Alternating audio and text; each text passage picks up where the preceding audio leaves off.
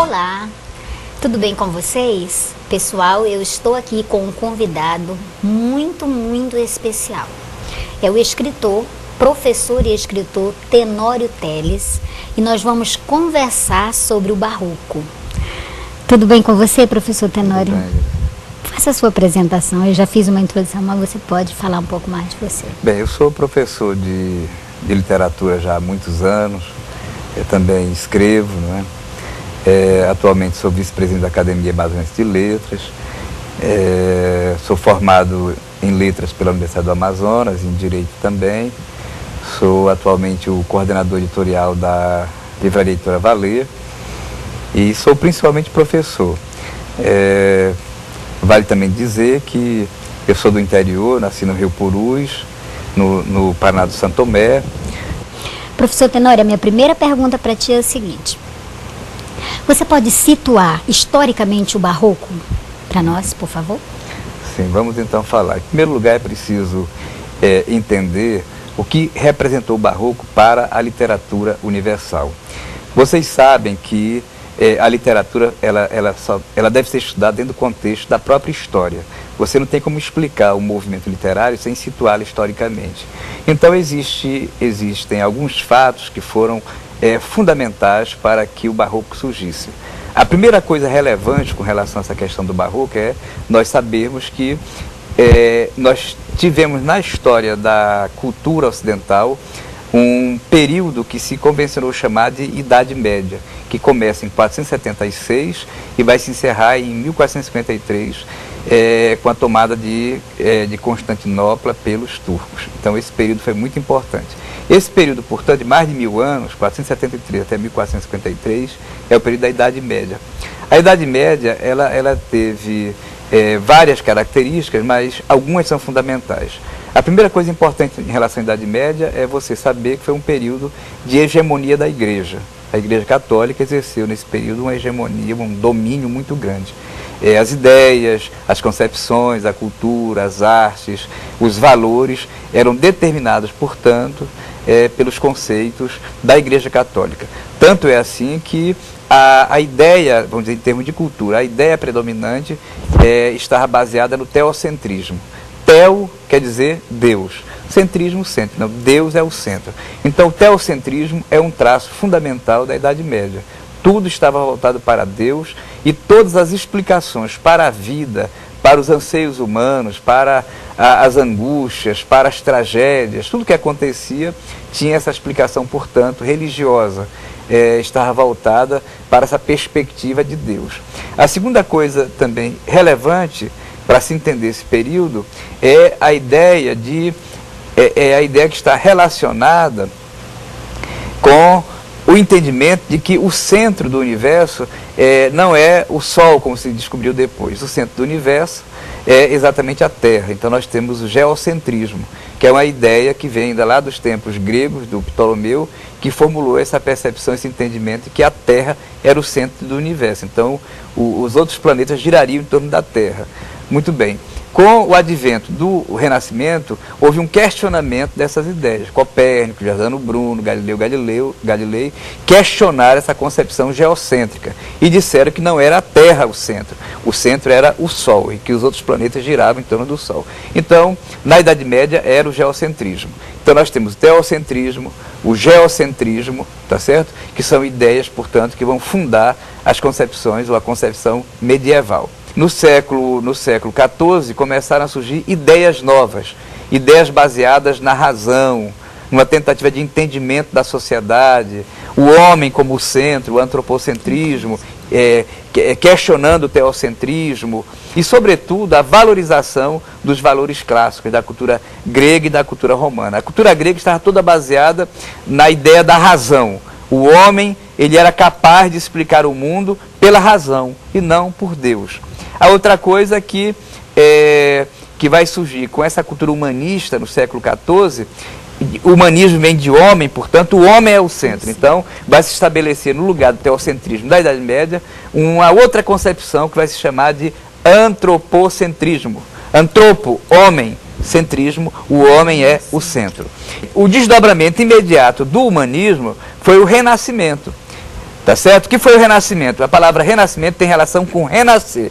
Renascimento foi, portanto, o renascer das ideias clássicas, das ideias greco-latinas, das ideias gregas, das ideias romanas. E quais eram essas ideias romanas? Essas ideias romanas e gregas estavam baseadas, portanto, no entendimento de que o homem é capaz de explicar a sua realidade, não apelando para os santos ou para Deus.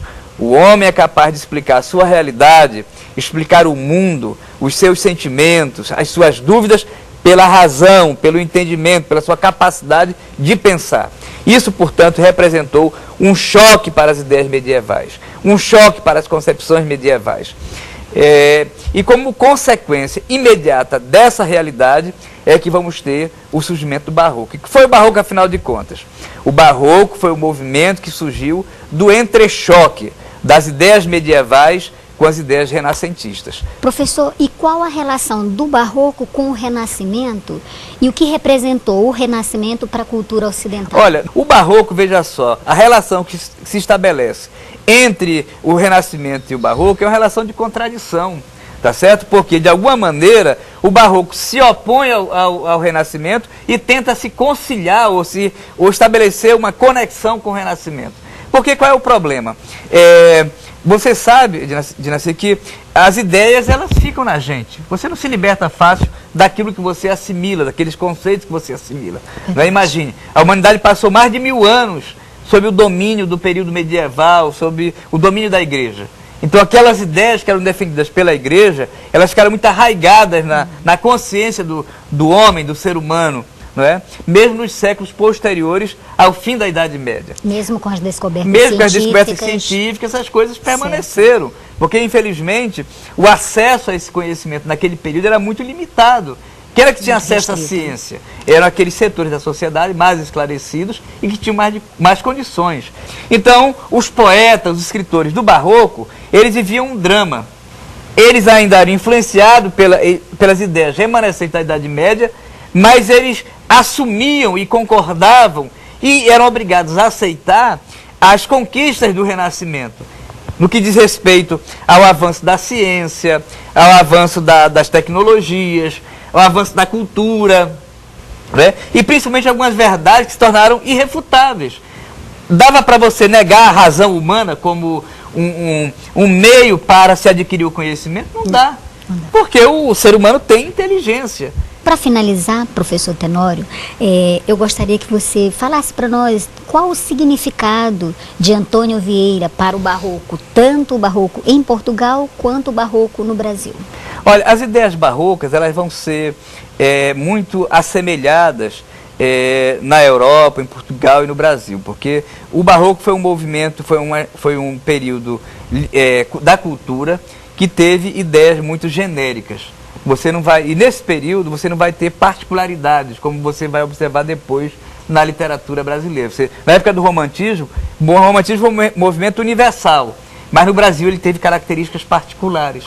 No caso do Barroco, você vai perceber que as características gerais do Barroco, elas vão ser muito semelhantes, tanto no Brasil, como em Portugal, como na Alemanha, como na Itália. Uma outra coisa que vai mudar, às vezes o contexto, se tratando principalmente da poesia, com Gregório de Matos, que vai dar um tom mais brasileiro. Mas, de um modo geral, a estética barroca, ela vai ser muito semelhante, muito parecida nos mais diversos países. E como eu já falei, o que vai marcar o Barroco é exatamente essa questão que vai estar relacionada aos opostos, ao uso de hipérboles, a ideia da transitoriedade. E no caso em particular do Antônio Vieira, você vai observar duas coisas importantes no Antônio Vieira. A primeira coisa importante que você vai observar no Antônio Vieira é a questão da religiosidade. Né? Por ser padre, ele vai na sua obra tratar de temas relacionados à questão da espiritualidade, evidentemente que sem negar as questões humanas também, porque o Antônio Vieira era um homem muito inteligente, inteligentíssimo, muito culto, e ele tinha uma profunda compreensão, portanto, também das fragilidades da própria condição humana. Então, mesmo quando ele trata de temas religiosos, ele vai estar sempre fazendo a conexão desses temas religiosos com a condição humana, com os problemas humanos. Tanto é assim que até em temas muito peculiares do ser humano, como o amor, como naquele sermão que ele fala do amor, ele diz assim, tudo falando do amor, olha que sabedoria desse homem. Ele está tratando da questão do amor dentro de uma perspectiva mais geral, mas ao mesmo tempo ele se volta para a problemática humana. Tudo cura o tempo, tudo faz esquecer, o tempo se atreve a colunas de mármore, quanto mais a corações humanos.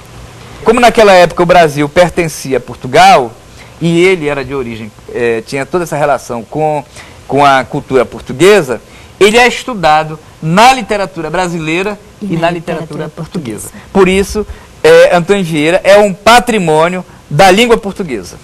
Obrigada. Muito obrigado. Foi uma honra imensa ter você aqui comigo. Eu que agradeço pela oportunidade, boa sorte para você, que você continue aqui semeando conhecimento, e os nossos alunos também, que se apaixonem pela literatura, se esforcem para aprender bastante, porque o conhecimento é fundamental, o conhecimento muda a vida da gente, o que liberta o ser humano verdadeiramente é o conhecimento, é a sabedoria. E acreditem em vocês, viu? Não é porque você mora na beira do rio que você não vai aprender. Isso não é verdade. Qualquer pessoa em qualquer lugar do mundo pode aprender. Pessoal, foi um prazer imenso ter aqui o nosso professor Tenório, já está comprometido para uma próxima aula, vai estar comigo, né, ali, já na aula toda, tá bom? Então, tchau para vocês.